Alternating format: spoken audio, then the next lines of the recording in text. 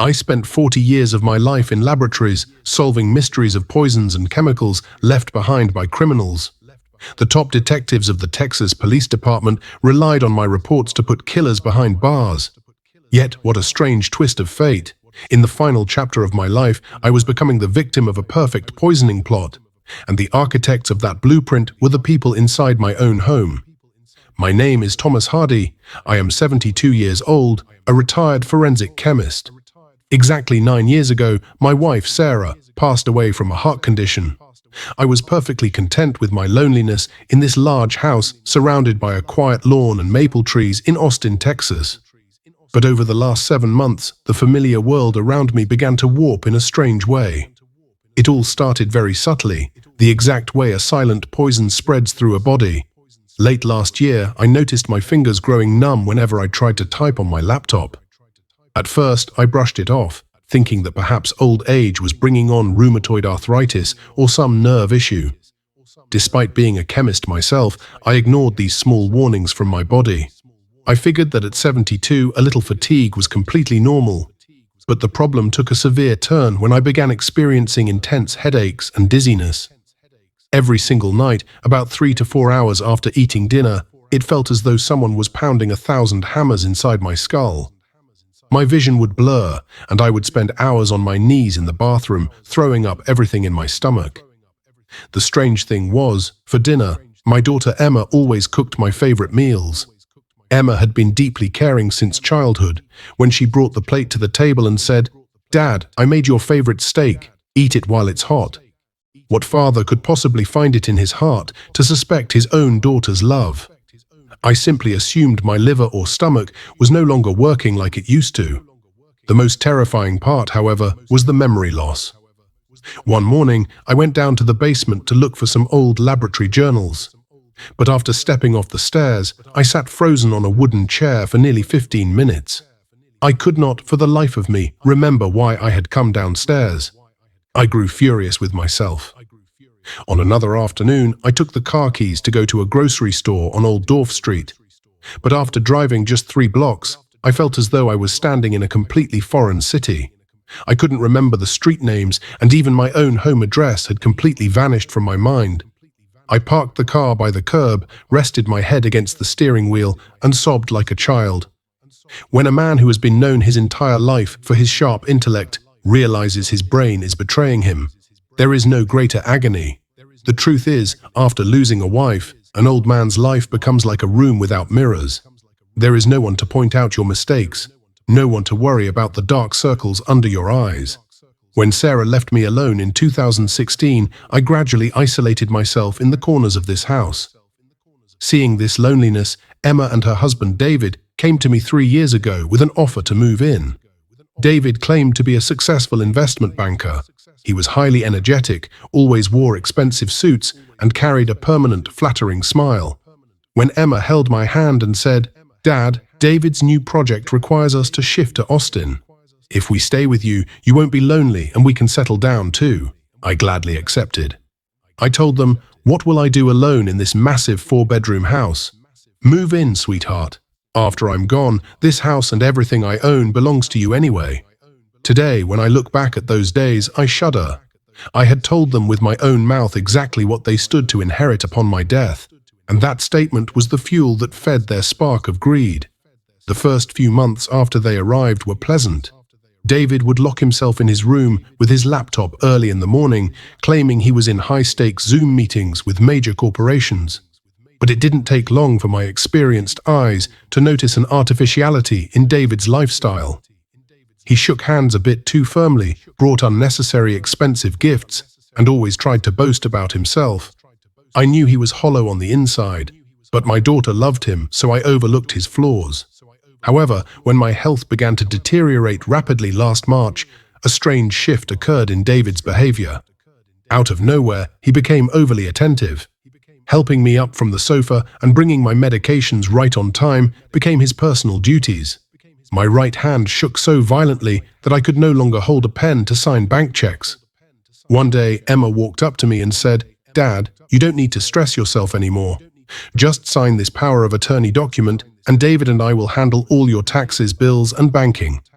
Looking into my daughter's innocent face, I signed it without a single shred of doubt.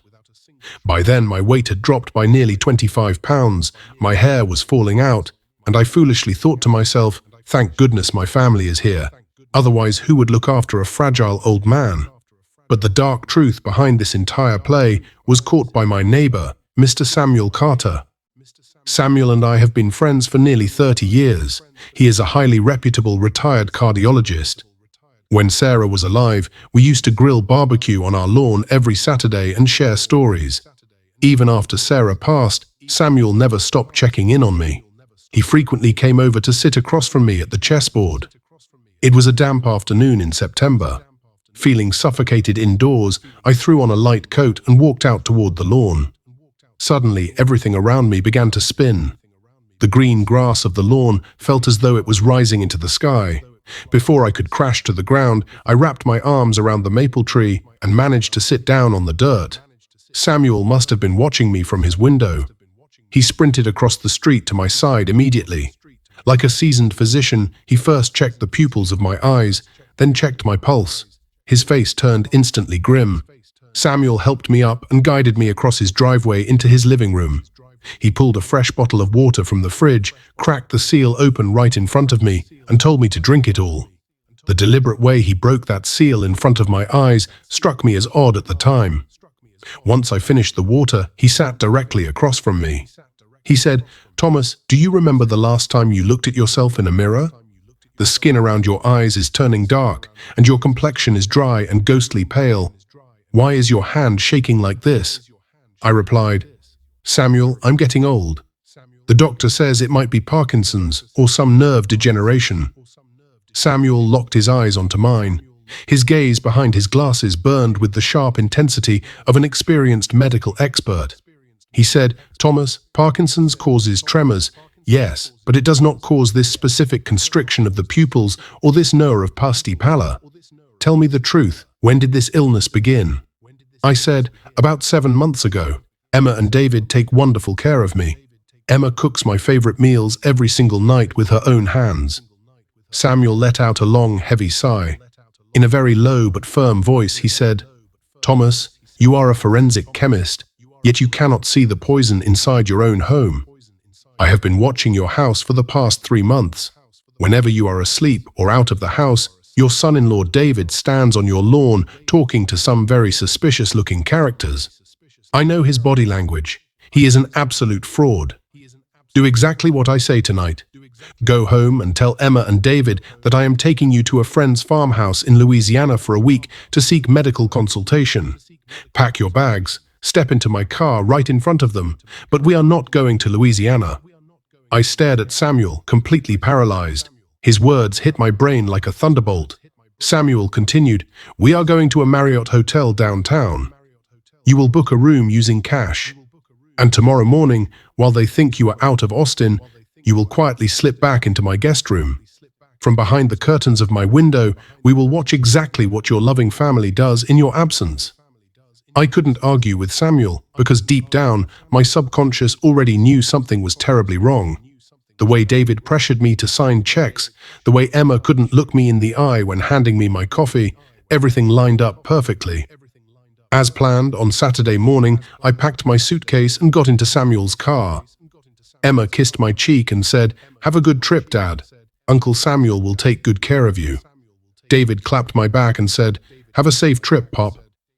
I went to the Marriott Hotel and spent the night there. The next morning, Sunday, at 5 a.m., Samuel picked me up and brought me back to his guest room. From behind the thin veil of his heavy window curtains, I could clearly see my own living room, dining area, and driveway. It was exactly 9 p.m. on Sunday night. One by one, expensive black luxury cars began pulling into my driveway and parking along the curb. Emma and David opened the door, welcoming a crowd of strangers inside. They were dressed in glamorous party attire.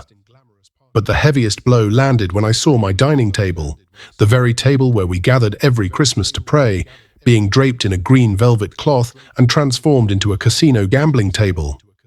2 more tables were set up in the living room for poker games. David was shuffling cards like a dealer, and Emma was pouring liquor into the expensive crystal glasses passed down by my late wife, laughing out loud. Samuel came to stand beside me, holding a laptop. He said, "Thomas, stay calm. Yesterday, while they were out, I had a private investigator install 4 miniature wireless cameras inside your house. Now watch what they are doing." On the laptop screen, I watched as David led a heavy-set gentleman in an expensive suit into my study around 11 p.m. David pulled a folder from the desk drawer. It was the power of attorney file and the deed to my house. David was forging my signature to sell the house to this man. After the man signed, he handed a thick envelope to David. It was a bundle of $100 bills.